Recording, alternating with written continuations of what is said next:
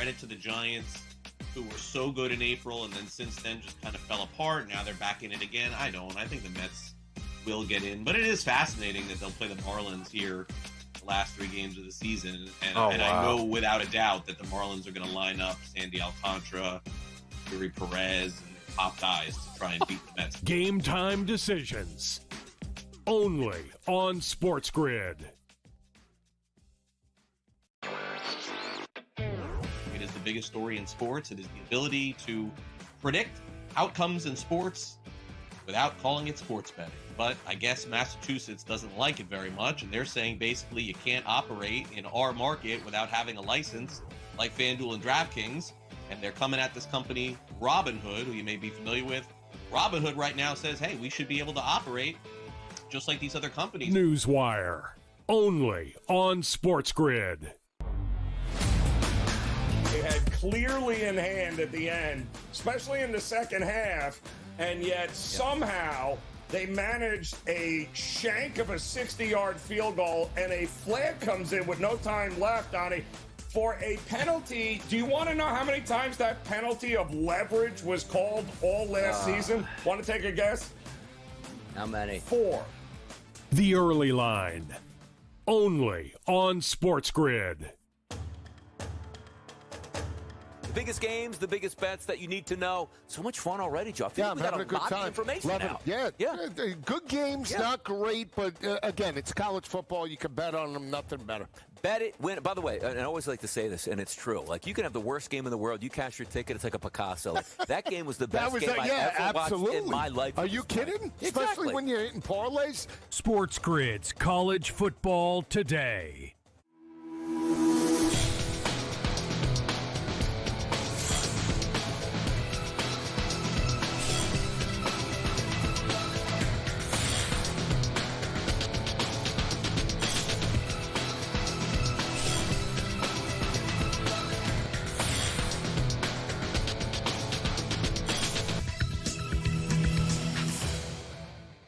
Good afternoon. Welcome to NewsWire here on SportsGrid. I'm Craig Mish. It's our Friday edition of the show, getting you ready for another weekend in college and pro football, and of course, American League and National League Championship Series, although one of them may be coming to an end soon. We'll get to that in just a minute. In addition, we've got Bill Bender from Sporting News here on the show to break down the latest in college football. We'll also go over the NFL and also break down things going on in the world of sports betting with Robert Linehan. He's going to join us from Sports Radar, and we'll also talk to John Lafayette, the editor of The Measure, a weekly guest with us here on NewsWire. And if you're looking for the latest in terms of the National Basketball Association, because the games begin next week, Friends of Front Office Sports will cover that, and Kevin Walsh, our host of Game Time Decisions, will join us for the final 30 minutes of the show. Lots of guests, lots of fun discussion. That's what we do here on NewsWire, especially here on a Friday. We do start off with a sports betting story that just broke about an hour ago from ESPN. It looks like college basketball, once again, the center of attention.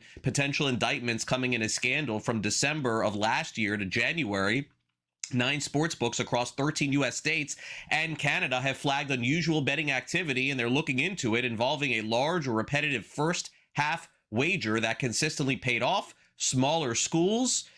There's right now a gentleman by the name of Marvis Faley, who's from Mississippi, who sells his betting picks, identified in an internal sportsbook document as a central figure. He denies involvement. Naturally, college basketball will look into the situation and figure out if it indeed is legitimate or if it is much ado about nothing. Sometimes these ends up being that, so we will see. Steelers and Bengals played last night. Very exciting finish and very exciting game involving 2 of the oldest quarterbacks in the National Football League, in Aaron Rodgers and Joe Flacco. Flacco ended up getting the better of it, and he had a dial-it-back time game, 33-31 the final. Huge game also for Jamar Chase in this one. 23 targets, 16 catches, 161 yards, and a touchdown. So finally, if you drafted him first overall in fantasy football, you're in good shape going into the weekend. Meanwhile, Steelers no slouch as well. They had a nice game on offense with Aaron Rodgers, throwing a bunch of touchdowns as well. Let's hear first from the winners, Joe Flacco, on what it's all about being back in the league and succeeding. Yeah, this is what we do it for, is games like that. It came down to the wire just like we know it's going to, and Really, really happy about how the guys just kind of stayed with it for a full 60 minutes. And, man, our offensive line was going today, We're running the football, protecting, doing a lot of things that we wanted to do. How cool is it to see Joe Flacco as a Bengal and obviously winning for you guys now? It's honestly good having him here for us. You know what I'm saying? Organization made a big jump on him. We believed in him. We got him. So he came in doing his thing and showing off for us. What did it mean for him to go right back to you when you had that play that was really an incomplete on the sideline and then obviously the touchdown right away, just going right back to you? Well, we already had the next play in already, and they said it was incomplete, and we was already in the middle of calling another play, and then we just called it again. Meanwhile, the Steelers came up just short in this one. After the game, Mike Tomlin said the team did enough, but the Bengals did a bit more. A tough, hard-fought game, but certainly got to give credit to those guys, the Bengals. They did what was required to win. They made a few more plays than we did. Just from a analysis perspective, I just thought, the first half, we allowed them to run the ball too much. I think they had about 100 yards rushing at the half, and then we turned the ball over a couple times. And so that just kind of set a negative trajectory, and we're fighting uphill the rest of the way. I certainly appreciate the fight, but, man, we got to be cleaner. We got to be better, and we weren't tonight. Well, I think you got to realize, listen, we want to win every game. There needs to be an expectation of winning, but this is a short week, division opponent. Anything can happen. Obviously, Joe played really well for them. And Chase and T got going for him. But this is the NFL. We had a chance to really open up some space, but we're 4-2, still first in the division. Got a couple, home games coming up, back to back. Another Sunday night opportunity against my former team. So I'm not going to ride the roller coaster, and I know Mike isn't. And hopefully, you guys follow suit. Meanwhile, the National League Championship Series appears to be all but over. The Los Angeles Dodgers have pitched their way to a 3-0 lead in the best-of-7 series. They end up beating the Brewers yesterday, final 3-1. Another great start for Tyler Glasnow. And surprisingly, the Dodgers offense really has not come alive, and that would include the probable MVP in Shohei Ohtani, who's really struggled, but he is expected to pitch Game 4. Here is Dave Roberts first on the pitching of the Dodgers, which has been stellar. We're pitching really well. We're playing very good defense. Obviously, Shohei's not performing the way he would like or we expect, but I just know how big of a part he is to this thing, and we got a long way to go. But I just like the work that he's putting in, and I'll bet on him all day long. Yeah, that team's pretty good. So are we. We haven't shown our best foot. Like I said, if you would have told me the Dodgers were going to score 10 runs in 3 games, what would be the score? If you said 2-1 us or 1-2, 1-2 them, you wouldn't say 0-3. But we haven't got the clutch hit. We've been a little bit. Foreign to how we've played in terms of contact. Now, there wasn't a hard hit ball hit between 2 outs in the second and the 6th because it was very difficult to see for hitters. So take nothing away from the Glasnow, who pitched great. Take nothing away from Miz, who pitched great. But it was a really tough visual for both teams. Nobody can think of a hard hit ball hit during that time. Game 4 is this evening between the Dodgers and Brewers. If LA wins behind Shohei Ohtani on the mound, they get back to the World Series. Meanwhile, the Blue Jays-Mariners series has been flipped on its head. The road team has won all 4 games. They're now tied up at 2. The Blue Jays end up evening it up last night, 8-2 the final. More offense, more Vlad Jr., but also a pitching performance from a guy who's used to the big games. Yes, Max Scherzer. This is like the day of 41 and 42-year-old players we're talking about on NewsWire today. Here's John Schneider on the great start from Scherzer, who led them to the win. Really good. Dude's 41. And, I said it before, it's easy to say before the game. He lives for this, and you have to respect that and you have to appreciate that. So I thought he actually got better as the game went on, to be honest with you. And the change up to Naylor, he had really good stuff. And I think it was just almost too hard of a change up. But after that, man, breaking ball, curveball, slider, good, change up, good, held his velo. That's why he's going to the Hall of Fame. I think our guys, have thrown the ball well all season long and have done that. And, this is, two good teams going at it. That's what this, the championship series is all about. And we will make our adjustments and continue to do that and continue to do the things that we do that make us successful as well. In college football, we can end the speculation of Curt Cignetti being the next Penn State head coach or anywhere else. He and Indiana have agreed to terms on a new 8-year contract, average annual compensation of $11 million. It'll run through 2033, so he's staying in Bloomington. Meanwhile, the Green Bay Packers, and specifically Micah Parsons, is upset, says that the NFL wants more points, and therefore it's changing the officiating in the games. We'll see how that affects the Packers this week. CeeDee Lamb says he'll be back for the Cowboys this week. George Kittle should return for the 49ers. Garrett Wilson, wide receiver for the Jets, is out for the upcoming game this week. And a short time ago, Puka Nacua of the Rams ruled out for the Rams game in London against Jacksonville. Bill Bender's up next from Sporting News. Don't go away.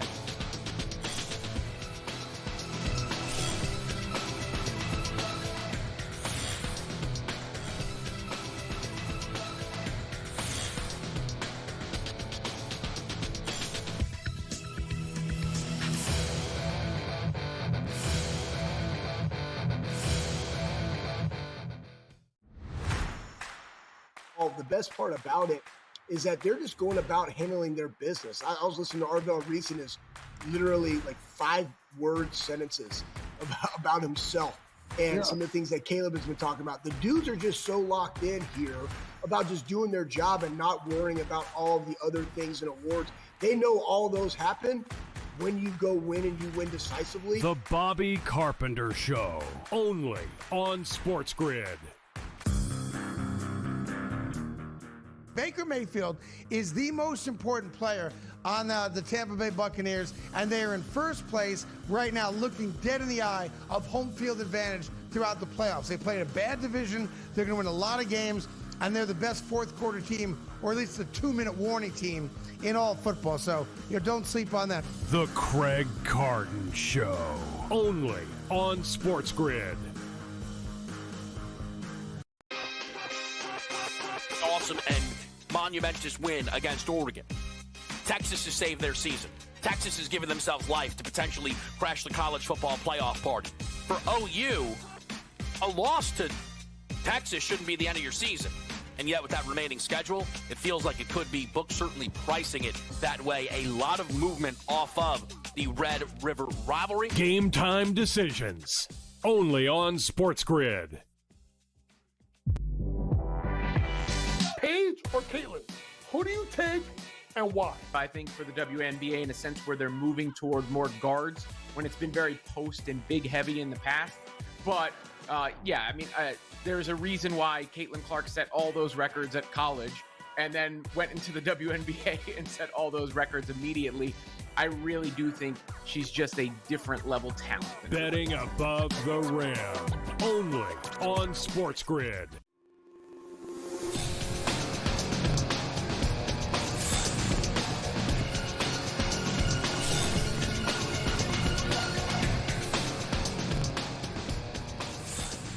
Welcome back to NewsWire. Going to be a busy weekend ahead in college football, and Bill Bender is here with us to break it all down. And a very rare Friday night, by the way, Bill, in college football, where you have two teams ranked inside the top 25 that are both playing, and a very rare situation, Bill, that I would say that the number 2 team in the country is playing on a Friday night. So when they made these schedules, Bill, I think, several months ago in terms of the timing, I don't think they would have anticipated Miami being number 2, but here we are, and they're at Hard Rock Stadium tonight hosting Louisville, -7.5, total of 50.5. Bill, the Canes have not played a close game all season. Is this one of them tonight?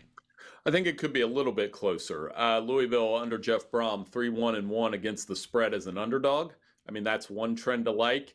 I know I'm excited to watch Ruben Bain and just sit down and watch 21 quarterback hurries in the last 3 weeks, his last 3 games, and an SN midseason All-American, easy choice for us. But I do think Louisville can hang around here. Of the games remaining on Miami's schedule, they don't play an unranked opponent.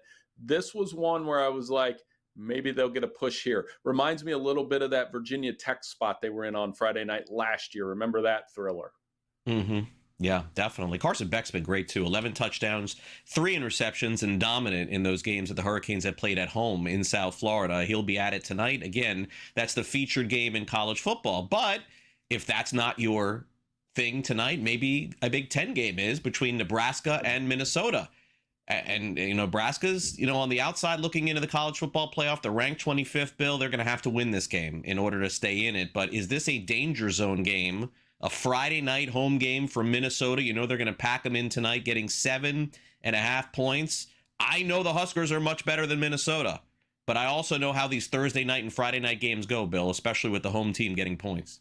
Well, especially when Minnesota's won the last 3 meetings and they've all been one-score games. The key for Nebraska in this game, if they want to keep pace and stay in the Big Ten college football playoff race, is turnovers. That's been a huge difference for them this season with Dylan Raiola. They +6 in turnover margin. Remember these games all these close games they lost, it would be a turnover here or there. I'm interested to see how they respond to a week full of Matt Rule to Penn State rumors too. That's the other factor in this game I'll be watching. I like Nebraska to win, though. I actually like Nebraska to cover, but you warned me about this all the time going into that trend. I'm not going to listen, unfortunately. Yeah, I mean, the NFL, look at these crazy underdogs. I think 7 of the last 8 games, the underdogs have not just covered, but won, all in prime time. These primetime games are getting dangerous right now. All right, so early game tomorrow in disappointing South Carolina. They play 12:45 Eastern. Speaking of disappointing, what in the world, Bill, with Oklahoma last week against Texas? We've established that the Longhorns offense isn't going to be as good as we thought, but they couldn't put up 14 points last week against Texas. Mateer played. He came back. His completion percentage was fine. What did I miss from last week's game? This week, the Sooners 5.5 points on the road at South Carolina. Look at this total, 43.5. That's low. At South Carolina offense, 107th in the FBS. And to your point about Mateer, I don't know if he was ready to play. I know he wanted to play, but those turnovers came at the wrong time. He wasn't much of a factor in the running game, and I think he'll be both of those things on the road. The good news for Oklahoma is defense should travel. I know it's an early kickoff, potential emotional letdown game, but if they really want to get in this SEC playoff race, this is a game where they can't slip up. So I do like the Sooners to cover. The line is a little tricky, though. Yeah, low-scoring game probably. All right, opposite here between Ole Miss and Georgia. We know the Bulldogs' defense is great, but nobody has stopped Mississippi all season long. Seems like Lane Kiffin and Kirby Smart are having fun with words at their press conferences this week. Boy, the Bulldogs seemingly stuck on this 7.5 point spread, Bill. I don't think the 7 is going to come in, or else everybody would take Georgia. So that's just going to be the line this week. Total of 56.5. A win by Mississippi, I think, puts them in the driver's seat in the SEC and for the college football playoff. But this is a formidable task to go to Athens and win this game. How does Trinidad Chambliss respond to his first road start? That's my question. Does he handle it? And if he does, Ole Miss is not only going to cover, they would have a chance to win this football game. I like their defense. I like the running game. This was a Ole Miss team that handled Georgia 28-10 last year. Georgia's running game has been very ordinary. Gunnar Stockton's actually played very well. But this line stood out early in the week. I don't know why Georgia's a 7-point favorite. I guess you could make the case that they could have one of their patented huge wins. Ole Miss hasn't won there since 96, but I still like them to cover here. Tennessee has been the one team that's had Alabama's number over the last few years. Strange endings, dominant performances, but not a lot of respect going into the game this week, Bill, because no team is basically playing better than the Crimson Tide in all of college football. Maybe outside of Miami. Miami's been, and Ohio State too. I'm not fair. Alabama third best. -8.5, total 58.5 in this game. Do the Crimson Tide exercise the demons of the last few years, or is this just simply going to be a series where Tennessee finds a way to keep it close? exciting game. I think both they're going to get up and down. This is potential for a lot of points. Alabama 3-0 against the spread at home. Sounds like Jam Miller's going to play after taking that nasty hit against Missouri last week. Ty Simpson was our Sporting News midseason quarterback All-American choice. He's been brilliant. So I think the key for Tennessee and Joey Aguilar will be to limit turnovers, limit interceptions, give yourselves a chance to, could you believe if Tennessee beat Alabama 3 out of the last 4 years after how one-sided it was with Nick Saban? All that said, I like Alabama. I think they win this game by 10 points, and they keep rolling at home and toward a berth in the SEC championship game. Finally, the Notre Dame Fighting Irish, Bill. A Saturday night game against USC. We're used to that. A total, are you kidding me, of 61.5 in a Notre Dame game? I mean, this is just as much about the Irish not having a great defense this season as much as it is about USC being back in the top 25. 9.5 is the total. I got to tell you, I'm a little scared here. I mean, the Irish just don't really stop anybody this season, Bill. Yeah, I think it's going to go over. And I think this is going to be a shootout. Notre Dame has averaged 48.5 points against USC the last 2 years. USC's offense is very good. I've thought this line looked high all week. I like Jaden Mayava. I think USC covers here. And can they stop the run is the key. Give me the Irish straight up. Give me Trojans covering the spread. All right, Bill, great stuff. Enjoy the weekend. We'll catch up again after it's all said and done next week. Hey, thank you. Bill Bender, sportingnews.com. Coming up next, it's the SportsGrid Sound Off. We preview Raiders, Chiefs, Colts, Chargers next.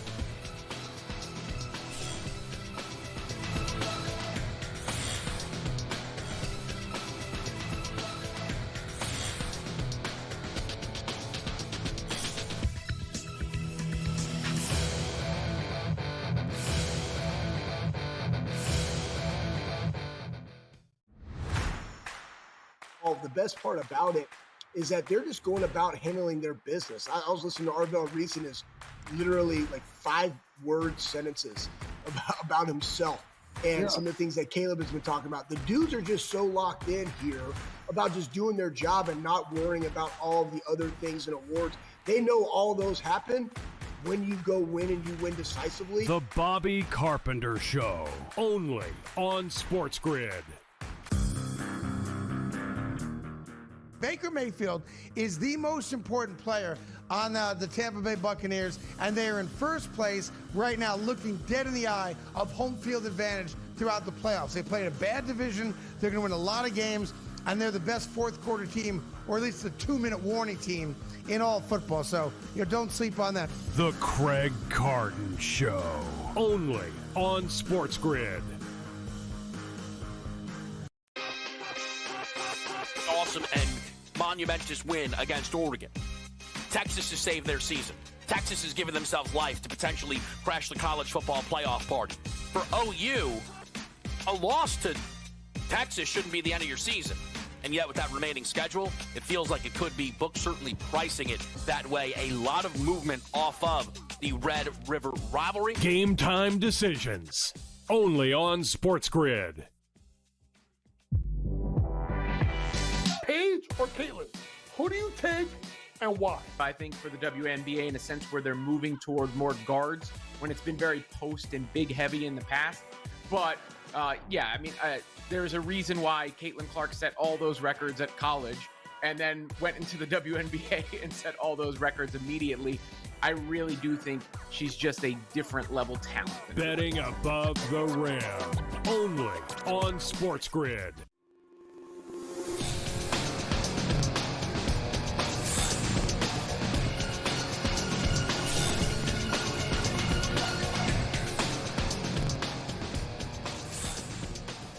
Welcome back to NewsWire here on SportsGrid. One of the hottest teams going right now, Kansas City Chiefs and their offense. We'll get a preview of that division game against the Raiders. The Colts visit the Chargers, one of the better games on Sunday slate.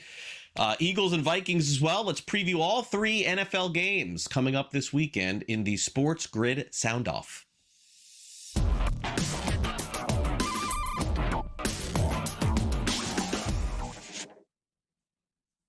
All right, let's start off with the Kansas City Chiefs. Most people feel Chris Jones of the Chiefs is a future Hall of Famer. He's having another great season for Kansas City, and they haven't had to rely on their defense as much as they have the last couple of years because the Chiefs' offense has been so good. They're big favorites also this week going into their game against Las Vegas. But Jones this week discussed with the media who he's leaned on in the past because he's become the Chiefs' leader on defense. Well, I had a lot of older guys.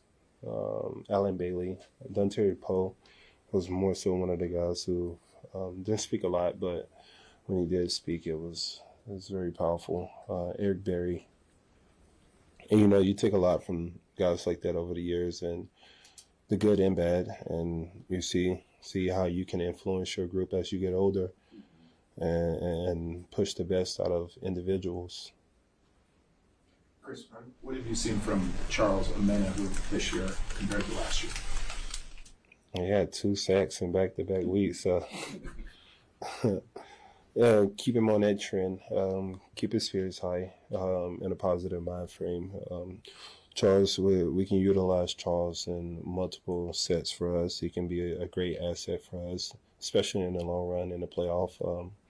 He can play defensive end, defensive tackle when he put his mind to it. But yeah, we got to keep Charles in good spirits, keep him going. Meanwhile, the game of the week in the AFC, Colts taking on the Chargers. Both teams surging toward the playoffs and both teams picking up wins in different ways last week. But the one way that the Colts win every week has been with the running game. And right now, Jonathan Taylor is the best running back in the National Football League. He spoke to the media this week about traveling to Los Angeles to take on the Chargers. They're a great group. Obviously, 3, Derwin, running around. They got him in a lot of different spots. So you gotta keep an eye on him. You gotta keep an eye on him. He can wreck the game. He's a great player, been playing at a high level for a while now. So it's just gonna be on us as an offense to make sure that we're on our alignments and assignments. But we also, like I mentioned, we gotta just make sure we know where he's at, and we gotta bring our A game every time. He's a high effort guy. Games where every team's physical, but are there games like this where it's if the dial's at 10 for every game, this one's at 11? Yeah, you definitely know every game is going to be physical, but like you mentioned, you watch a tape and you see certain teams that they fly around for 4 quarters. You got some teams that they'll fly around for a while, but after you continue to wear on them, they tend to kind of relax a little bit or fold. So this game is one of those ones they're gonna be playing for 4 quarters until that clock strikes 0. So you got to have that mentality going into this game. Meanwhile, Justin Jefferson had the week off this past week. The Vikings playing good football, and it hasn't seemed to matter who their quarterback is. In fact, Carson Wentz has done a nice job filling in for J.J. McCarthy while he's been out. So naturally, that is the question moving forward for the Vikings. Does it matter who throws the ball to Justin Jefferson? And now, has he picked up a good relationship? And is he in sync with quarterback Carson Wentz? Well, Carson, in the second half of that Cleveland game, threw you a couple balls, I don't want to say 50-50, but just some balls that not everybody's going to catch. Do you think you kind of had a breakthrough with him at that point where, every quarterback has to learn what to throw to you and whatnot, but it seemed like he kind of got to that level? Yeah. Not everybody is able to really go up and make those contested catches or difficult catches. So I feel like every single week he's kind of trusting me more and more into giving me those 50-50 catchable balls. And I always tell him to have confidence and to throwing me those type of passes, and I'm gonna make everything happen on his own. So he's been doing a great job in just talking to me and communicating with me on what he sees on or what he feels that he should throw a ball as. And the connection has definitely been building, and of course the more we play together, and the connection is there. Meanwhile, another wide receiver in the National Football League going to miss another week. We mentioned earlier that Puka Nacua of the Rams is expected to miss this week's game in London. But another piece of news we just got, as Terry McLaurin, the great wide receiver for the Washington Commanders, who's already missed a couple of weeks, is going to miss another game coming up for the Commanders this week. So Jaden Daniels a little short at the wide receiver position going into their game this week. Coming up next, Robert Linehan will join us from Sports Radar.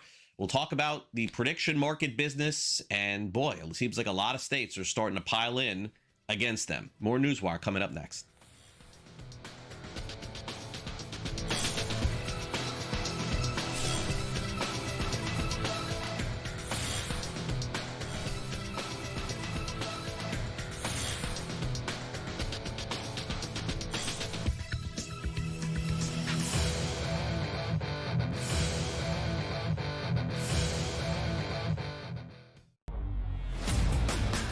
Have you been watching Tua Tagovailoa's post-game press conferences where he basically like, yeah, I'm getting paid, deal with it. By the way, how's the team? Nobody shows up to meetings, players-only meetings, people skip out. Nobody cares around here, and we lost again. Tua threw 3 interceptions. Yes, he's part of the problem. James Franklin got fired from Penn State, we'll talk about later. When is McDaniels getting shown the door? This team is ridiculous, Joe. The Early Line, only on SportsGrid. Tell the coordinators what you want. I just don't get it. I don't. These coaches are so chummy with each other that they don't want to throw their guy under the bus. You're getting paid the $10 million. He's not.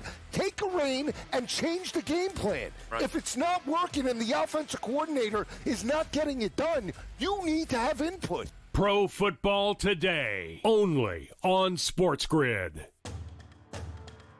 You love this segment. You nicknamed this segment. You sort of put your mark on it with the rats with the cash. There's rats. Right? And they're the garbage games. Although one of the games... What are you saying, rats hang out in garbage? What's wrong with you? Yeah, they do. Hang out in New York City. You'll see it.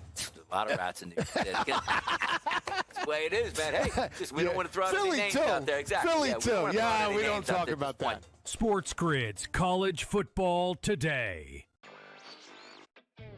You may be surprised, because I am, that the athlete in the world who has become the first billionaire is Cristiano Ronaldo. I did not know that, and I did not have that on my bingo card. So after his contract that he just signed, it means that he's the first athlete to ever earn $1 billion playing sports. NewsWire, only on SportsGrid.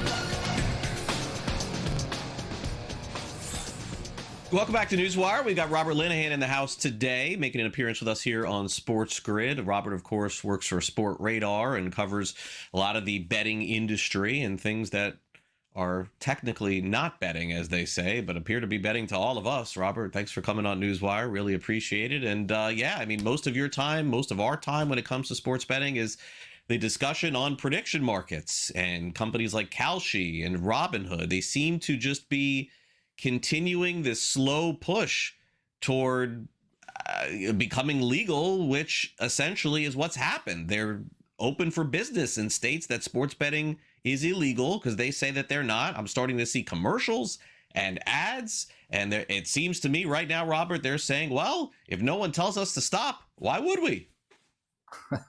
Craig, thanks for having me on. Yeah, I know my title, says sports betting and iGaming regulatory writer, but I feel like for the last 6 months or so, you could just call it a sports prediction regulatory writer at this point, because it's all anyone in this industry is reporting on right now. You certainly touched on it in the fact that these companies like Kalshi and Robinhood and Crypto.com and, even a couple gaming companies are really pushing hard throughout all 50 states with sports event contracts, which, basically some states and some state gaming commissions are, they've got a problem with, and you can see why.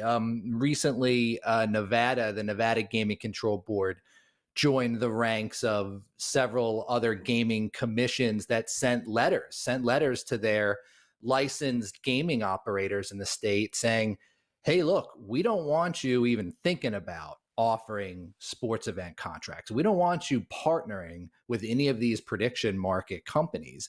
We don't want you doing that in Nevada, and we don't even want you partnering with these companies if they don't do any business in Nevada, if they only offer these types of markets in other states.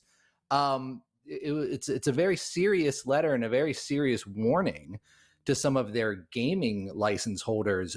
Basically, they said that, if they are found to be partnering with these companies or offering these contracts, disciplinary action could be taken against them. And they even said that, hey, look, when we determine if you're suitable to hold a gaming license in the future, this will absolutely come into play when we make our decision. It was a very similar letter that the Ohio Gaming Commission, sent to licensed sports betting operators in their state over the summer.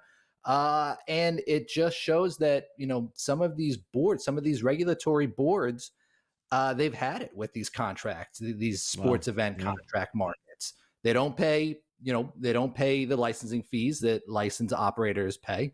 They're not beholden to the same tax rates, even though these boards would argue that they're basically offering sports betting. They don't have the same KYC regulations. They don't provide the same responsible gaming programs that licensed operators are supposed to provide. There's no integrity, sport event integrity monitoring. So, before we jumped on, you said it was almost like the Wild West, and it really is in many ways. All you have to be is 18. You have to create an account, and then you can start trading these contracts, which these companies say aren't sports betting, but you're basically taking one side or the other. If a team will cover a spread or reach a certain total or win a game. I mean, it's just, it's all we're seeing right now. And it's by far the biggest story in the industry, excuse me. Yeah, it reminds me of when sports betting went live initially here in my home state, Robert, in Florida, where the Hard Rock app just said, hey, we have sports betting, and they went live. They hung around for a while, then it went back to court, they shut it down, and then they opened it back up again, and I feel like we could be headed in that same direction.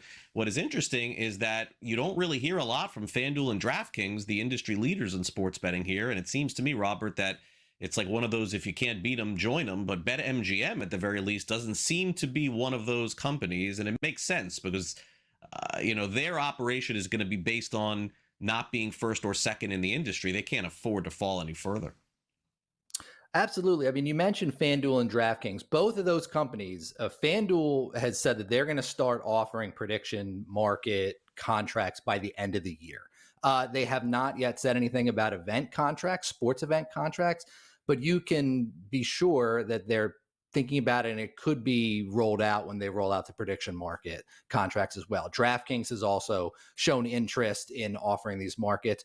But like you said, BetMGM and their CEO, Adam Greenblatt, they recently, during this week's Q3 earnings call, Greenblatt really had the most damning statement of any gaming operator that I've seen against sports event contracts. Basically, you can see Sam McQuillan, a great reporter for Legal Sports Report there, quoted him, basically he's saying, Greenblatt is saying that sports event contracts are illegal sports betting.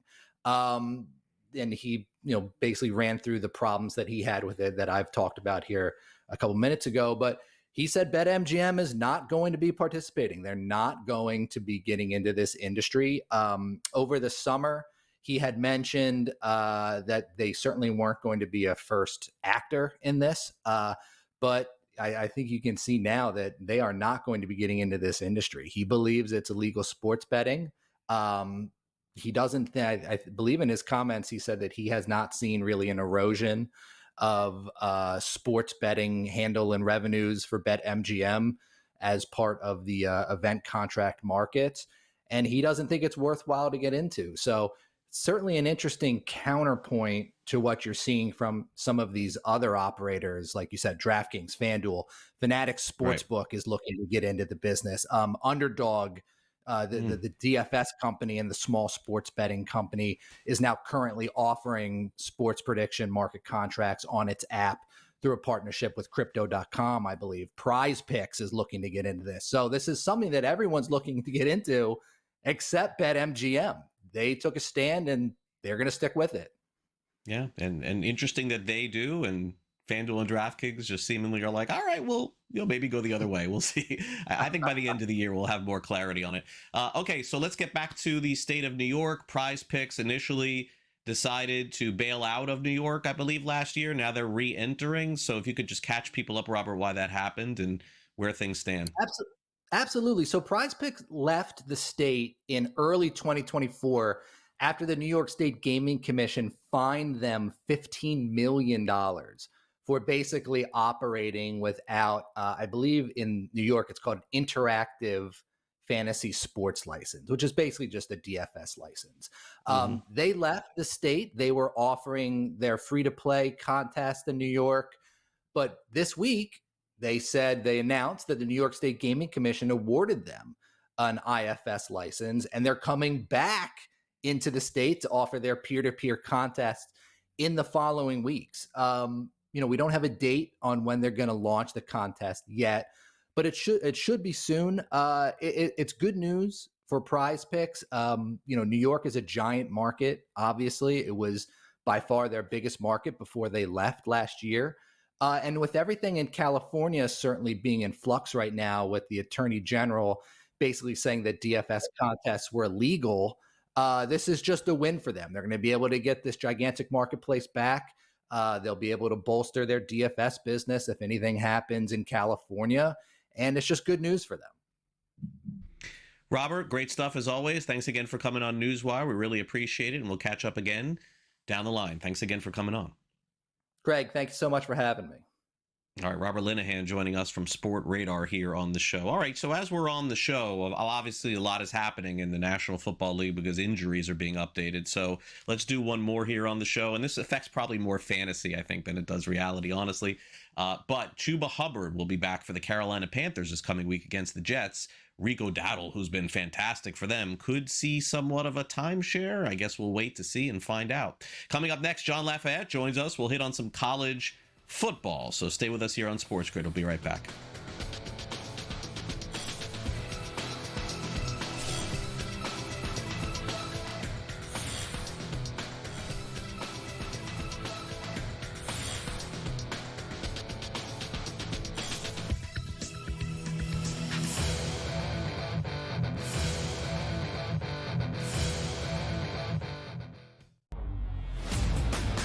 Have you been watching Tua Tagovailoa's post-game press conferences where he basically like, yeah, I'm getting paid, deal with it. By the way, how's the team?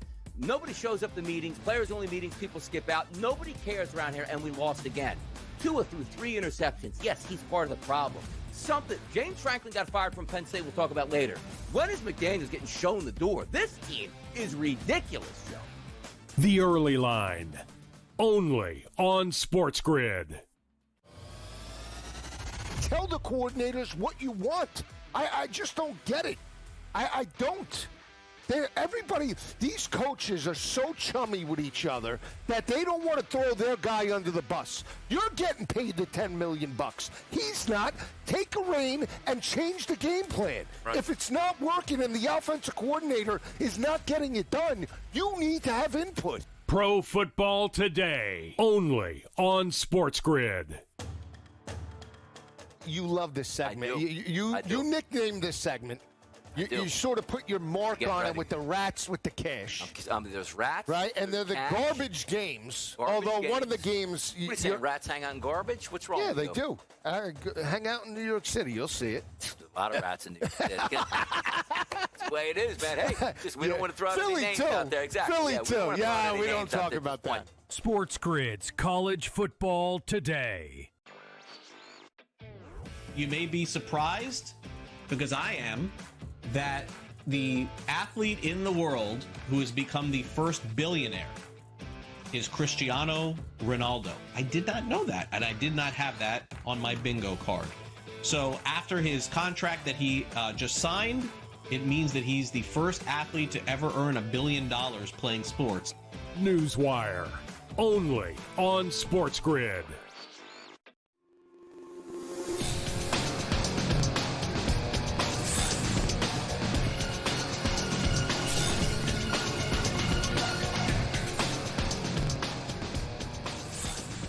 Welcome back to Newswire here on SportsGrid. Always great to catch up with John Lafayette from The Measure. He's an editor there. They focus on data, marketing, and cover sports as well, and some of the hot topics going on in sports. John, great to have you back here on Newswire. And certainly today on the show, we got an exciting topic to talk about, which is, of course, the surge in interest in college football. We've got money going around to the kids. We've got more money going around to the schools. We've got big money going on because of the college football playoff. And certainly this season is not disappointed. No, it's been a huge season for college football on TV. Last weekend, ABC had its best 7-week start ever, and ESPN had its best 7-week start since 2009. They got big numbers from Texas's win over Oklahoma. That was 8.7 million viewers. Alabama got 7 million viewers as it beat Mizzou. And the Georgia-Auburn battle drew 6.7 million viewers. 8 of the top 10 games this season have been SEC games on ABC. Now, it sounds like the numbers are up because it's been a very interesting season. There have been surprises. There have been upsets. Preseason favorite Texas and number 2 Penn State have dropped all the way out of the top 25. But at the same time, there are a bunch of popular teams that are undefeated, led by defending national champion Ohio State. And then there are surprise teams like Indiana. All of this brew will keep the ratings high, and the hits keep on coming this weekend. ABC is going to have an SEC doubleheader featuring 4 ranked teams as Ole Miss travels to Georgia and Alabama takes on Tennessee. Interest is also up, as you mentioned, because of that expanded college football playoff system that was launched last season. 12 teams qualify for the playoffs, so teams that already have 2 losses, like Notre Dame, for example, still have a chance to win a chip. And these big rating numbers are important because the networks have shelled out big bucks for the rights to college football on TV. The SEC collects $740 million a year for its college football TV rights. Most of that money is coming from Disney's ABC and ESPN. The Big Ten gets $1.15 billion from Fox, CBS, NBC, and they've got the Big Ten network there on top of it. The Big 12 gets $380 million, and so on and so on and so on. Now, you might ask, where does all that money go? Well, this season, about $1.9 billion will go to players. Those are NIL deals and direct payments from the schools. A quarterback might make $2 million, but most players get less than $10,000. It might not sound like much, but it's $10,000 more than they used to make in the good old days. And you know where else a lot of that money goes? It goes to coaches, and it goes to fired coaches, which is really interesting. Penn State, which started the year as a possible championship team, fired their coach, James Franklin, and they're going to pay him $45 million not to be standing on the sidelines. That sounds like a lot of money, but it's only the second biggest payoff received by a dismissed college football coach. In 2023, Jimbo Fisher was booted by Texas A&M, and the school is giving him about $77 million he was owed through 2031. It's nice work if you can get it, right? So anyway, The Athletic recently estimated that the cost of buying out coaches could exceed $200 million by the end of this season. And if you think that's a lot of money, you're right. The Athletic figures that money could pay for scholarships for about 5,000 women's and Olympic sports athletes. Now, speaking of coaches, there's Bill Belichick. He hasn't quit. He hasn't been fired as the head coach at North Carolina. But because of the team's relatively poor 2-3 record, the Tar Heels are getting worse and worse time slots on ESPN, which had expected the Hall of Fame coach to be quite a draw this season. This week, UNC is going to be playing on ESPN at 10:30 p.m. on Friday night, not exactly prime time. And next week, it's going to play at noon on the ACC network, which doesn't even get ratings from Nielsen. According to Front Office Sports, 6.6 million people watched Belichick's first game with North Carolina, but when UNC lost to Clemson on October 4th, just 1.86 million people had tuned in. But yeah, speaking of coaches, Indiana's coach, they're surprisingly the number 3 team in the country, Curt Cignetti. He just got a new 8-year contract worth $11.6 million a year, and it's fully guaranteed. He gets $15 million if he leaves for another school, which seems sort of crazy. So it's bottom line, it's good to be a college football coach. Yeah, definitely so, especially with James Franklin getting that buyout this week. But, John, let me hit real quick on the media rights here. CBS took a big hit not having the SEC anymore. I know ESPN is in the mix, NBC as well. How do you think that gets reshaped? Do you think that other licenses are available, or do you think we're static with where we are now? These are all pretty long-term deals, but there are a lot of people agitating that college football is still underpriced relative to the ratings that it generates. A lot of these, there's a lot of in-house networks. The SEC network is part of is ESPN. There's a Big Ten network that's part of Fox. And then you've got sort of the Pacific Coast Conference, which is still trying to refigure out how to regenerate itself, and they're going to eventually be able to sell their rights to the highest bidder. And as we've seen, the rights for these things only seem to go up year after year after year. And finally, where do you see the future for streaming, John? I know that that's been a big topic of discussion, and a lot of the different networks have picked up on that. Do you think they could go outside the box a little bit, or do you think that it stays within those networks? Well, the big money is still on the broadcast networks and the big platforms like ESPN, but all of the games are leaking out into streaming. It'll be interesting to see if a standalone operation like an Amazon or a Netflix wants to get into the college football game. But meanwhile, you're seeing games on Peacock. I think last week's game for Notre Dame was a Peacock exclusive. They're trying to boost the number of people who are watching there. And, ESPN has got games on all of its platforms. So it's really hard to figure out. It's all a package. And I don't know that the streaming standalone guys are ready yet to go after the really big games. Yeah, agreed. Real quick, John, how's the hockey ratings at the start of the season? I know we're about a week in. Hockey ratings started out hot like everybody else. I mean, they had a big package of games on ESPN, and those things all drew decent-sized ratings. I haven't seen the Turner ratings yet, but they still have a package there if people can find hockey on Turner. One thing that might be worth noting is that Apple's getting into the game, and they just bought a racing package. So they're going to be showing F1 races on Apple TV, and they're also going to be starting up a new sports app that's going to be able to give you all kinds of statistics if you follow F1 Formula One racing, and that'll be fun. All right, John, thanks for coming on. Have a great weekend.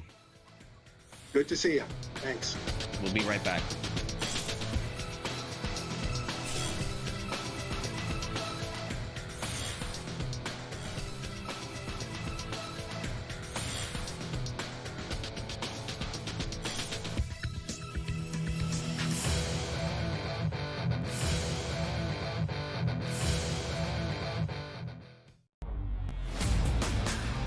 $20 million too much as far as I'm concerned, but it's not like you're indebted to him or you have to follow through with him. Like, what are we doing? Try to win the damn game by bringing in a quarterback that can actually throw the ball.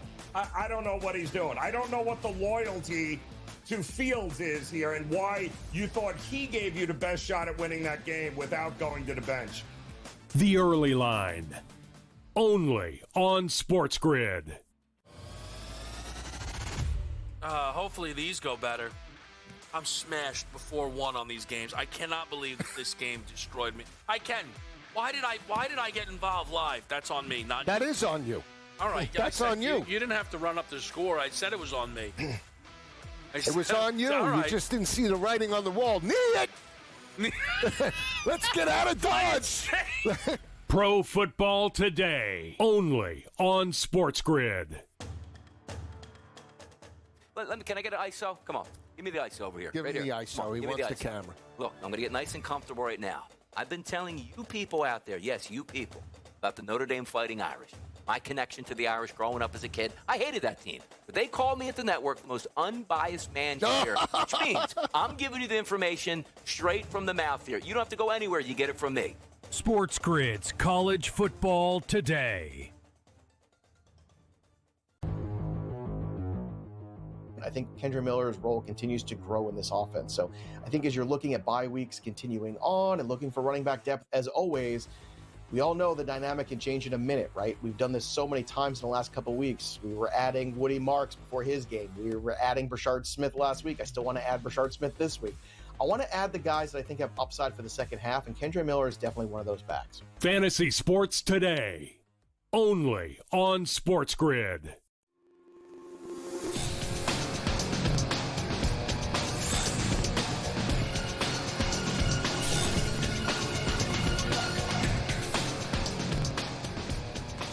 Welcome back to NewsWire here on SportsGrid. Amidst all of the college football and baseball playoffs and NFL, folks, we are less than 1 week away from the start of the National Basketball Association season.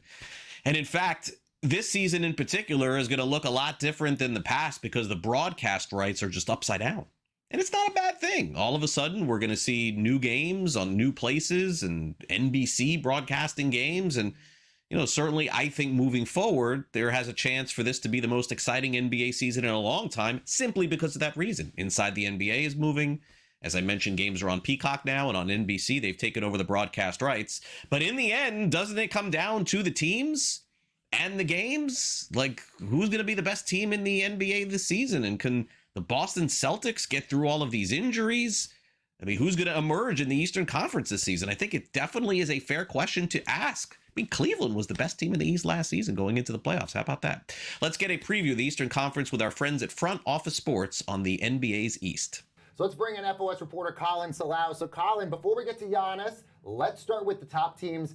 Interestingly, the Cavs have the highest payroll in the East and the NBA right now. Is it really the Knicks, Cavs, and maybe even the Magic's to lose here?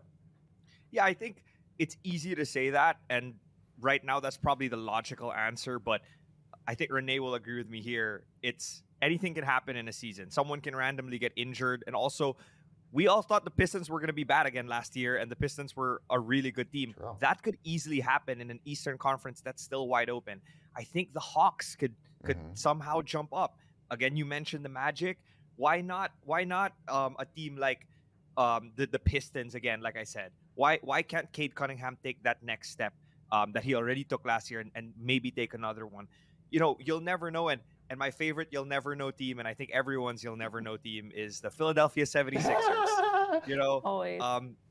We'll sit here forever and talk about whether Embiid will play, but maybe he does. And maybe they're the number one seed and still get knocked out in the first round. But he still could play a lot of games, and the Sixers are built well. So I think the East is wide open, and it is logical to say Cavs, Knicks.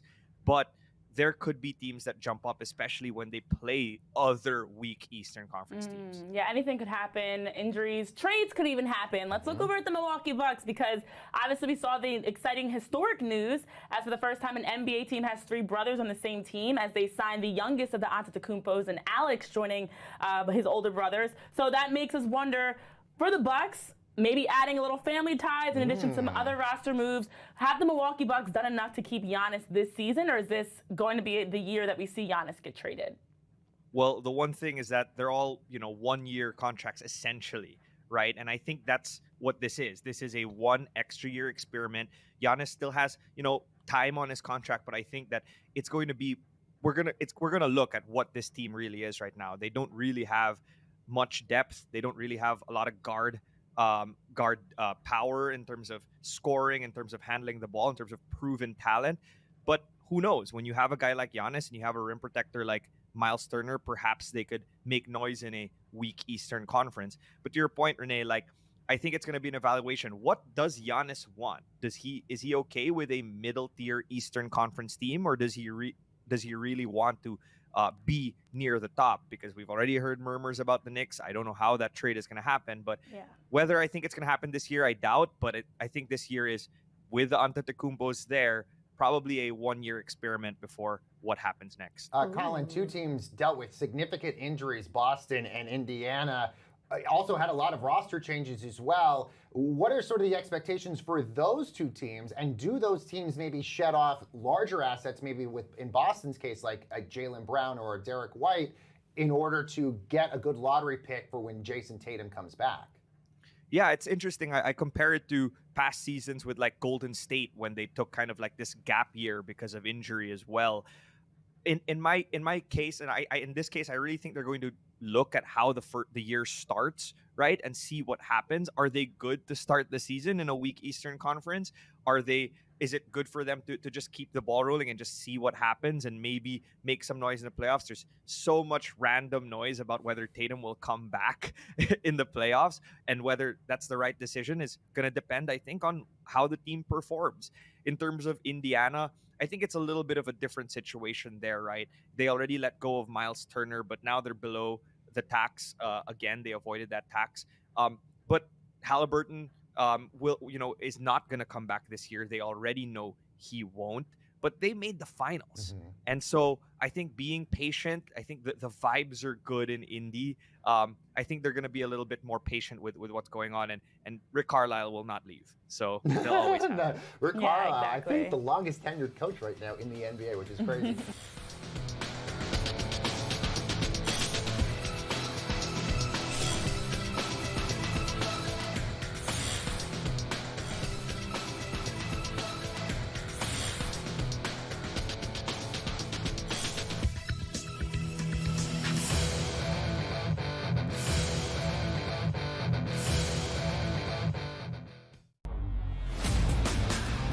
$20 million too much as far as I'm concerned.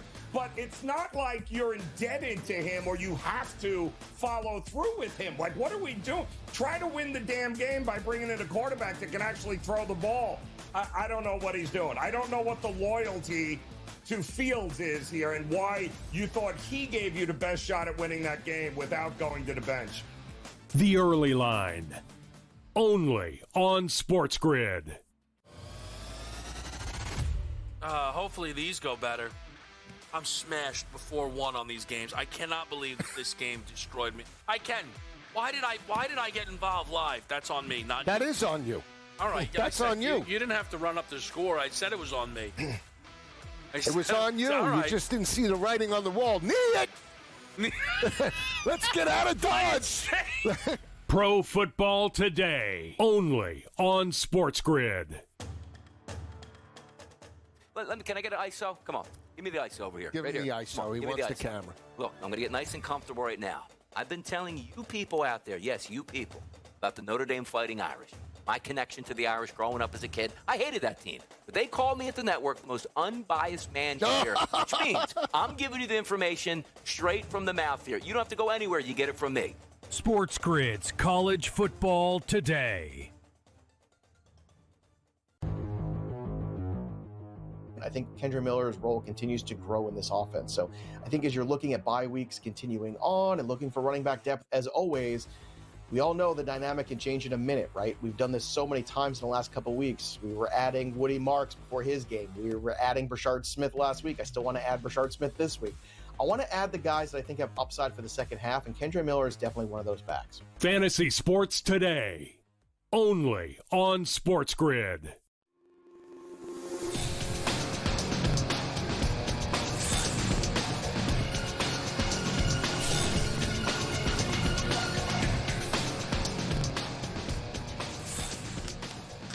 We got Kevin Walsh in the house. You know, we can't keep him away from SportsGrid morning, afternoon, night, 8 days a week, 25 hours a day here at SportsGrid. Whatever you need. Whatever you need. How do you even have time to even make bets with all of it? Well, yeah. I mean, the sad answer to that question is last night as I laid down, I put in my full slate of Saturday college football bets. And then I tried to roll over. And I'm like, that's not really the most calming before bed activity. But, you know, I fell asleep eventually. Yeah, usually I wake up in the morning. First thing, I'm like, okay, what did I get right? What did I get wrong? That's usually the way that it works for me. Old man, past 11 o'clock, it's tough. Okay, so this was worth staying up for because we got the best game of the season on Thursday Night Football between the Steelers and Bengals. This trend continues of the primetime games. All the dogs are covering. This is dialing it back to what the NFL has been for a long time, with the exception of last season. Expect the unexpected. And last night, I got to say, Kevin, it looks like I'm going to be completely wrong on this one. I thought it was a horrendous move with the Bengals getting Joe Flacco. Horrendous. And by the way, there's going to be a game this season where he's going to look horrendous. But I guess the truth is, if the offensive line can block for Joe Flacco, he can perform. If they can't, they're going to lose 51-0. Last night, they said it was the best blocking that any quarterback, that any line had done for Flacco in 5 years. Yeah, and it showed. I mean, I think, so I kind of agree with you. I'm not sure Joe Flacco is the guy. It's just, this is how bad Jake Browning was playing. And the writing was on the wall for Cincinnati in the game Browning won against Jacksonville, where he threw 3 interceptions. And they were like, nope, gotta win, nothing to see here. And then the Vikings game the next week was an abomination. Isaiah Rodgers scored more touchdowns than the Cincinnati Bengals did in that game, and they just kept powering through until they had no choice but to do something. I thought they should have called one of the Giants for one of the backup quarterbacks, and that would have been a little bit of a more suitable situation, Russell Wilson or even Jameis Winston. But Flacco is clearly an upgrade. And for Cincinnati, Craig, they're not the worst team in the league. I'm not saying they're the best team in the league, but you can't have the weapons that they do and be booked like the Tennessee Titans or the New York Jets. And that's what they were booked like last night. Let's remember, Pittsburgh on Sunday laid 5.5 at home to Cleveland. They laid the same number on the road to Cincinnati. So the Pittsburgh stuff got a little out in front, and I think the Cincinnati, that was the bottom of the market on Cincinnati that we saw last night. Yeah, I think that's a really good assessment and fair. We're seeing that a lot in the NFL. I think even this week as well with Jacksonville. All right, Jamar Chase, 23 targets, 16 catches. Frank, our producer, tells me that the all-time target number was Brandon Marshall in 2009 for Denver, 28 targets. I thought it was Jay Cutler. It was not. It was Kyle Orton. That was the quarterback there. So I would say that Jamar Chase bettors knew that they were going to win this one in the first 20 minutes of the game. And I know this is more of a fantasy thing, Kevin, but look, a lot of people who drafted Jamar Chase, even though he's been okay, have not been happy with the way the season has gone, more because of Burrow being out, obviously. Right, but from a prop better perspective last night, sometimes, people, Craig, they try and climb the ladder. I don't think they hang a receptions number you didn't hit. I don't think they hang 17 plus in that market. You get the touchdown, you get over 150 yards. And the other thing that you see in the betting space with the Jamar Chase performance is he's now climbed back into the top 5 for Offensive Player of the Year award. And what I think Chase is going to have an interesting argument that is usually reserved for the quarterback position, where it's about look at the value and how they, lift up all tides, if you will. Offensive Player of the Year has become just about who is going to have the best statistical season. Chase is clearly going to be in that race, right? I know everyone else still has games to play, but he now leads the league in receptions, second in yards, right there for the touchdown lead. I don't know if he's going to rip off a Triple Crown again, Craig. If he does, he's going to win Offensive Player of the Year, most likely. Right. But he's going to get a value argument that maybe you won't see for a Jonathan Taylor or JSN, for example.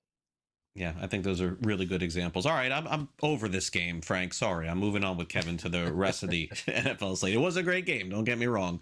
Yeah. But at Friday afternoon, I want to move on.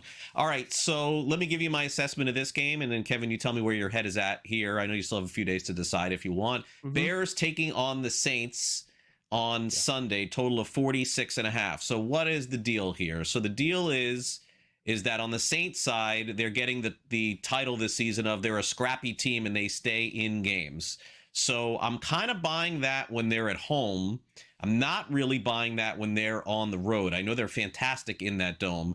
As far as the Bears are concerned, I guess the question that you have to ask is, are they laying this big number? Because anything above 3 in the NFL is really a big number. Are they laying it because they beat Washington last week? And is that fair that they're laying this big number? So I could play it either side for you there. So here is my problem right now with New Orleans as someone who has bet and lost with them a few times this year.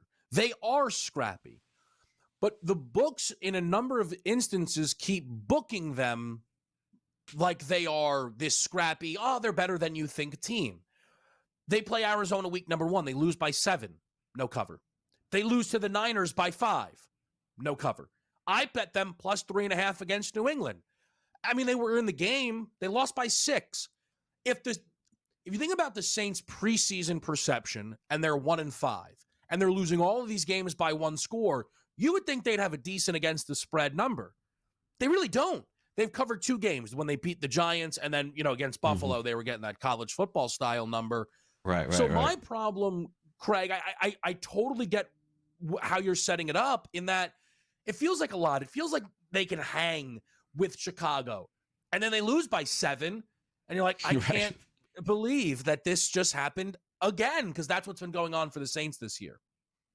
Yeah, and by the way, worst team in the NFL going into the season with every number, win total, everything else. They were supposed to be the worst, and they're playing out to be, look, I know the Jets have been the worst team in the league. They win 2 games. New Orleans only wins 1. New Orleans can still be the worst team in the NFL this season. And by the way, most important team to get a quarterback in the NFL, probably them. Going into the offseason. 100%. Okay. And I do think too, Craig, sorry, but I think Kellen Moore has shown promise to where if they get the quarterback right, like they will be an intriguing 2026 team. But you just have this bizarre setup right now through the odds where they are competitive and they're terrible but they're not covering any of these numbers. Right. And let's also not forget they went to Seattle and got absolutely hammered. So let's see what happens this week. Okay, so everyone who doesn't follow sports betting is wondering why the Dolphins-Browns total is 36.5. It's supposed to be the worst weather game in the NFL this season and not particularly close. This may even be way too high, Kevin, based on what they're forecasting. Now, I don't know if that's going to end up being true, but the Browns have played these insane bad weather non-snow games, by the way, with rain and sleet, right? Remember that a few years ago where I think there was 10 points scored in the game. Total of 36.5, which means either team can win, but the total is what has everybody buzzing this week. Yeah, and rightfully so. Whenever you see a number that looks like Iowa football's playing, the number is going to stand out. The thing, it's similar to when we get the Wrigley games, Craig, and it's like, oh, it's 6.5, the wind's blowing in. It's like, are we allowed to hit, singles and doubles? Like everything doesn't have to be a home run. And I'm wondering if these teams can run the football enough to give that number some life, because the Miami defense is terrible. And Quinshon Judkins should be in line for a really big game. I think some of his props are out there. They're in the 90s right now. So like you said, it's Friday. We don't have to lock anything in yet. Maybe it's better off being Judkins props, but I think Cleveland can score a little bit more than the numbers are expecting.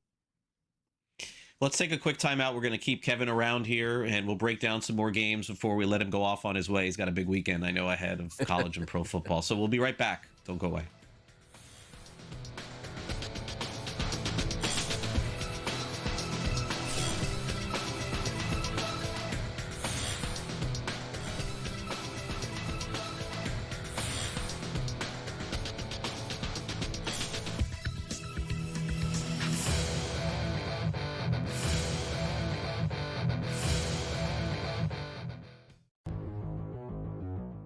You're looking at Joe Burrow being the guy that I was in on the beginning of the year. Clearly, that is no longer an option. So where are we looking on this board? And I keep landing on the same thing, which is, Baker Mayfield's been kind of the story this year.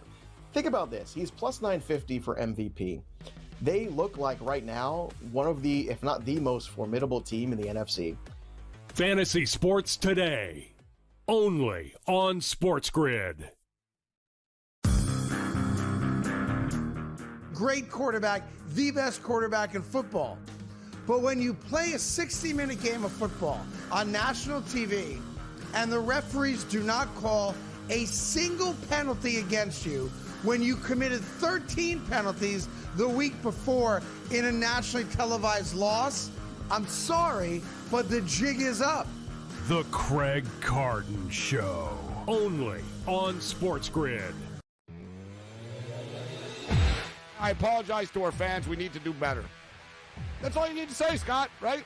But Tua goes out there, my kids love me. I'm rich. I don't care. You got your dumbass coach coming out here, and we play to win. You got to win the game, and you got to win. And, the Dolphins press conferences make it way worse. If I was a Dolphin fan, I just want to punch these guys in the face. In-game live, only on SportsGrid.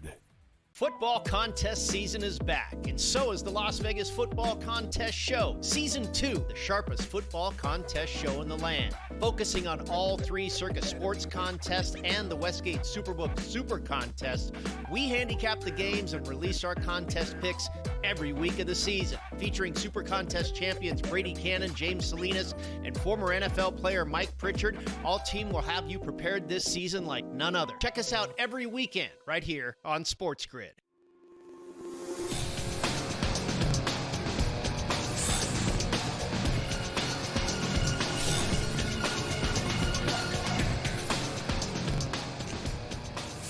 All right, so let's dive into some more games with Kevin Walsh. He's continuing on with me before he goes to grab some lunch or something along those lines.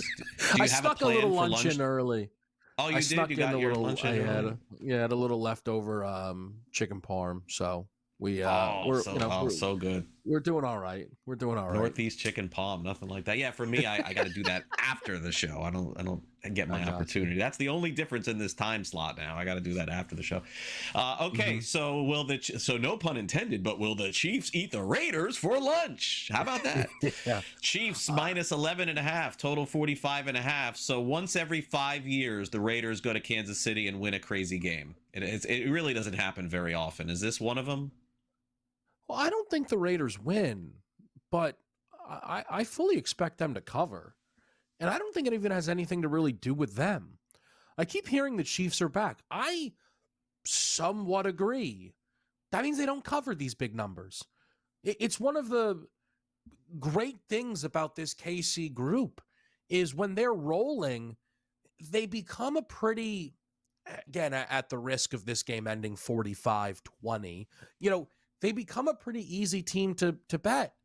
If it's a short number, trust them. If it's a big number, fade them. And big number Kansas City with Mahomes and Reed have been terrible against the number for years now. The defense looks leaky, does it not, Craig? So I think the back door should be open for Geno here. Yeah, the only problem with him is that back door's got to come without an interception. Usually that's what for him. I mean, this guy's thrown so many picks this season. All right, Eagles and Vikings. The Eagles, don't look like the team they were last year, but every team goes through it. Vikings getting 2.5 points, total 43.5. As I look at this, I kind of feel like maybe an under is in line here just because the Eagles offense hasn't put it together. And I know the Vikings defense is good. I'm just not sure about their offense. Any lean early here on this one? I mean, this is the Wentz revenge game, right? Yeah, it is. I mean, I think the Wentz piece of this is just a treat. As an Eagle fan who has a soft spot for Carson, he basically can do no wrong in this game. If he has a good play, good for him. Every pick he throws, what a guy. I am so interested in what Saquon Barkley brings to the table here. I know everyone wants to turn every Eagles bad game into, Jalen Hurts is actually not good at football stuff. But Saquon Barkley has been nowhere near good enough. And some of that's on the offensive line. Some of that's on the play calling. Some of it's on him. It's an area, though, that the Philadelphia Eagles are working towards addressing. And Craig, he had 18 carries in the last 2 games he's played combined. This is a guy who averages over 20 carries a game as a Philadelphia Eagle. So he should be as fresh as he's really been since the season started. I have to imagine Saquon gets going against the Vikings team that is usually much more vulnerable against the run than they are the pass. Yeah, that's definitely the case. Flores usually always does a good job against the pass, and that's what's been the case for the Vikings. Okay, so a little bit of a strange line here for me with the Commanders minus 1.5 against the Cowboys, total of 54.5. I always wonder about Cowboys lines, Kevin. I'm always like, because I'll never take the Cowboys as a favorite, ever. Ever. I feel like that's the worst bet in the NFL is taking Dallas as a favorite because it's like just at the point where they suck you in, they let you down. McLaurin is going to be out again. I know the Commanders' offense has been a little shaky without him, but at the same time, I just don't have a lot of faith in Dallas stopping Washington regardless of who's out there. Total 54.5. It's the marquee late Fox game, 4:25 Eastern. Monster total. Again, that's the inverse, right, of Miami and Cleveland. It's a college style total here between Dallas and Washington. The Commanders know they don't have Terry McLaurin, and this time, I know he's been on the injury report every weekend. Craig, maybe you are reading it differently. It feels like Deebo Samuel might actually miss this game, and then you have a Cowboys team that can be getting a little bit healthier on the offensive line, welcoming CeeDee Lamb back to the rotation. I don't think it's going to be 100% snap count, but heck, it's going to be CeeDee Lamb, which I think they'll be pretty pumped about. At home, short week Washington. It reads like a pretty good Cowboys spot. Giants take on the Broncos. How teams have not stopped the Giants is a mystery to me, Kevin. Like, how are they watching this film and not seeing the same darn things happening over and over again? They can't throw the ball. Like I understand Dart has made some nice throws, but they are running the ball with Cam Scatterbo. They are running the ball with Jackson Dart. I mean, Denver, to me, has been a little disappointing. I thought they'd be a little bit better, but the total is telling me the Broncos defense will step up here. Total of 40.5. Is this like a Cinderella slipper on Dart at this point? Doesn't it have to run out eventually? Yeah, I guess it depends on what he needs to do, right? Like if he needs to score 34, as they did against Philly, then that sounds troubling. But Nick, to your point, right? Like, Denver's not been as good as you thought. Well, the defense has probably. Nick Bonitto's the favorite to win Defensive Player of the Year. A lot of that falls on Bo Nix right now. You're back home, but you're back from London. Your opponent's off of a mini bye here. I mean, the Giants defense was supposed to be the selling point of any optimism on that team, Craig. Catching a touchdown, it's a spot that side of the ball has to step up on and then give their young signal caller a chance to steal another one. Colts and the Chargers this week, maybe the best game over on CBS, as the Chargers are 1.5-point favorites, total of 48.5. For me, Kevin, I like this spread because I think it is really tough to call. I know the Chargers eked out a win against Miami. The odds makers are kind of telling us, yeah, we like you, Indianapolis. But going across the country to face the Chargers may not be the best spot. Feels like a stay away game for me. But I think the team that comes out of this has a huge advantage, right? In that head-to-head matchup here, because they could both be fighting for the postseason position. Yeah, without a doubt. And both right now are in competitive divisions. I would say for Indianapolis, if you lose your 5-2, that's fine. But that resume, it's starting to feel a little last year Indiana Hoosiers if they end up losing this game. For the Chargers, you might get Joe Alt back, and that might be enough to get me to trust Justin Herbert and Harbaugh in this spot at home. Great stuff, Kevin. And don't forget my Stone Cold Lock of the Year with Tennessee this week against. I think you're getting 7.5s now. Is it 7.5? I think so. I don't know that I can finish the show. I gotta go. All right, bye. See you later.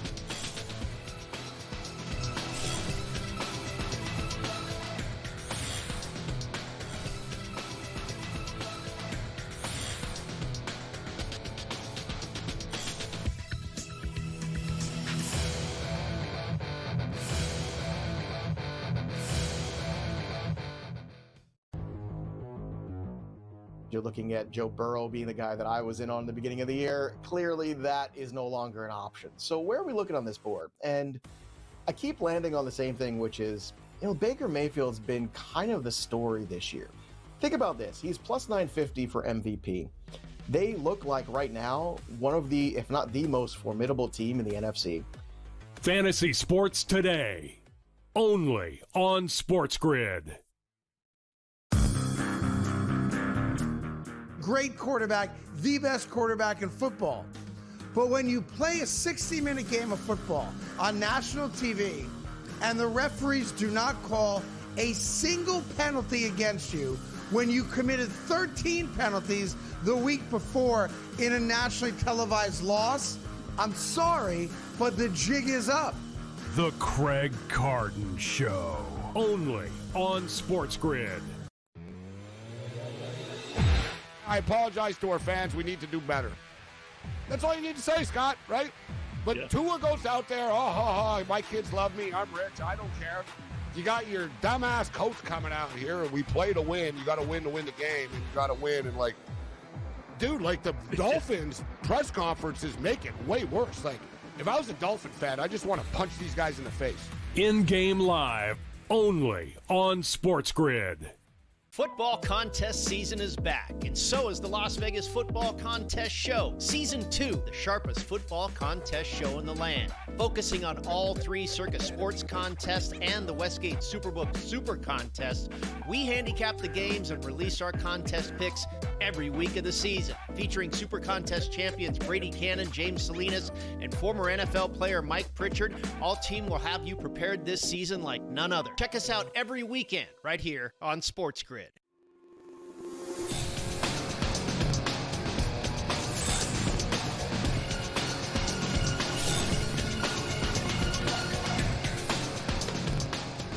Welcome back to NewsWire here on SportsGrid. There's a pretty good shot that when I'm back with you on Monday afternoon, we're going to know who's in the World Series. So we thought that we would end the show today with not just a little, but a lot of baseball. We'll hit on the Toronto Blue Jays, the Philadelphia Phillies, and also a postmortem on the New York Yankees season, as well as we cover it all for you here on this edition of Last Licks.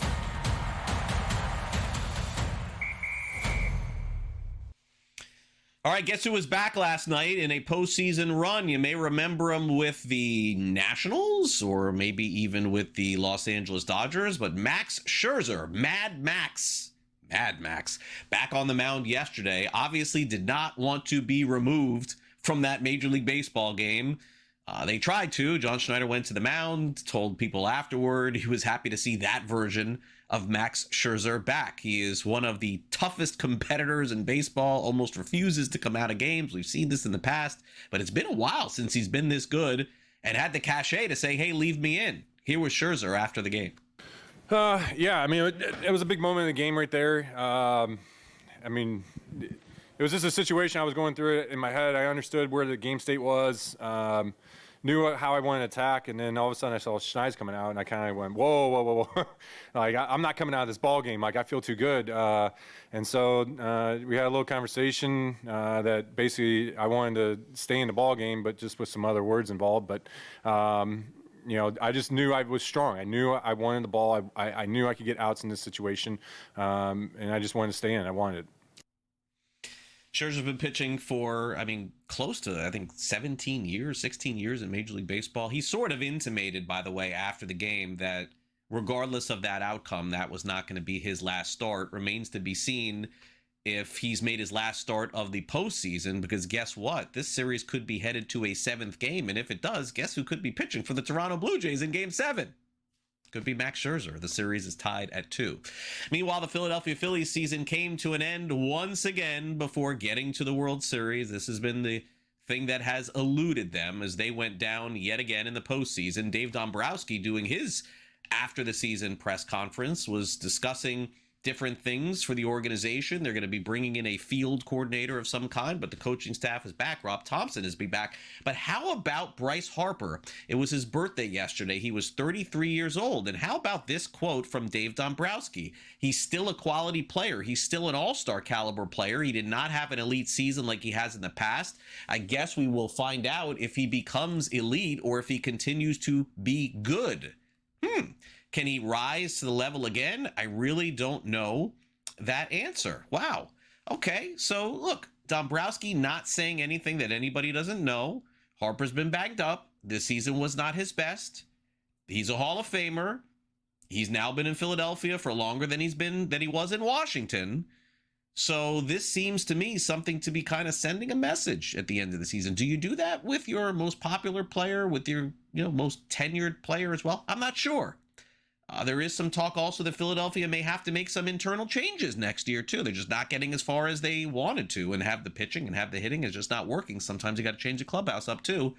That's not going to happen, obviously, with Bryce Harper. But I would say that those were messaged comments yesterday from GM Dave Dombrowski. Finally, another GM, Brian Cashman, was not too happy to hear both former Yankees Derek Jeter and Alex Rodriguez discussing how the team construction of the Yankees may have led to their demise.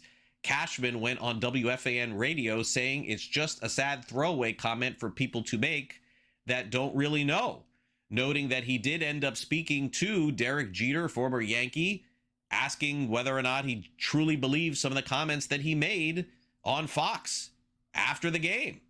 No word if he spoke to A-Rod, who, by the way, Alex Rodriguez was a lot more stronger against team construction. Cashman also said that just a few days before, they picked the Yankees to go to the World Series. So whether or not this adds up, I'm not really sure. That'll do it for the show today. This is I'm sure of. Thanks again to our guests on the program today. That was Bill Bender from Sporting News, Robert Linehan from Sport Radar, John Lafayette, and of course our very own Kevin Walsh.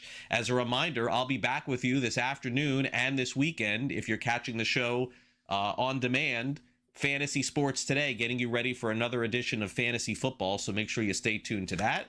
Also, happy birthday to our director, Luke, on Sunday. I don't know how old Luke is going to be, but he's not as old as me, so 40 years old? Wow, Luke is turning 40 this week. My gosh, I hope you have a big plan. I didn't know. Oh, well, I'm above 50 here, loser. Why would you say that? That's not nice. Wow. You guys both suck. Have a good weekend, everyone else, except those two.